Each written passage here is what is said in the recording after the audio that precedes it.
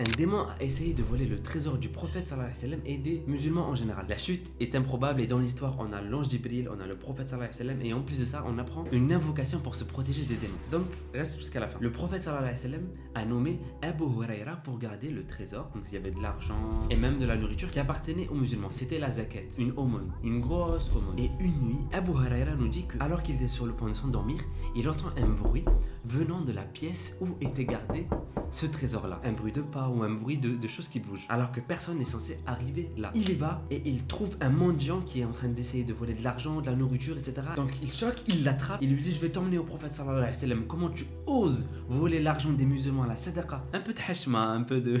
Et ce mendiant se débat et il commence à supplier Abu Huraira et lui dit s'il te plaît, j'ai une grande famille, j'ai pas de quoi les nourrir. Il commence à le supplier et Abu Huraira s'est senti mal pour ce mendiant-là. Il s'est senti mal donc il l'a laissé s'en aller. Le lendemain matin, Abu Huraira croise notre prophète sallallahu alayhi wa sallam. C'est incroyable. Et notre prophète lui dit comment était ton visiteur la nuit dernière. Donc Jibril l'a informé. Donc Abu Huraira lui raconte l'histoire. Et le prophète sallallahu alayhi wa sallam lui dit il va revenir cette nuit. Abu Huraira est choqué. Le mendiant avait juré de ne plus jamais revenir. Et Abu Huraira il s'est dit cette nuit-là il s'est pas endormi. Il était là en train d'attendre qu'il arrive. Jusqu'à ce qu'il commence à entendre ce bruit. Il part et il l'attrape. Et le mendiant commence à faire le miskin, à le supplier s'il te plaît j'ai une grande famille, j'ai pas d'argent. Et Abu Huraira s'est senti mal pour cette personne. Il a décidé de le laisser partir. En plus, cet homme jurait de ne pas revenir. Donc, il le laisse partir. Abu Huraira n'a aucune idée de qui est ce vieil homme. Le lendemain, le prophète sallallahu alayhi wa sallam parle avec Abu Huraira. Il lui dit la même chose. Et Abu Huraira, il est étonné.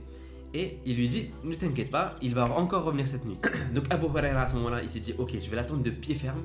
La troisième nuit, cette fois-ci Abu Huraira fait une promesse. Il dit je ne vais pas le laisser partir. Cette fois-ci, il n'y a aucune possibilité de le laisser partir. Ça y est, je lui ai accordé déjà 2 chances. Donc il est là, il l'attend de pied ferme. Abu Huraira entend du bruit, il part et il l'attrape. Et cette fois-ci, il est catégorique. Il n'y a aucun moyen, rien que tu puisses me convaincre pour que je te relâche. Je t'ai déjà accordé 2 chances. Et ce mendiant va sortir un argument de taille, surtout pour les compagnons.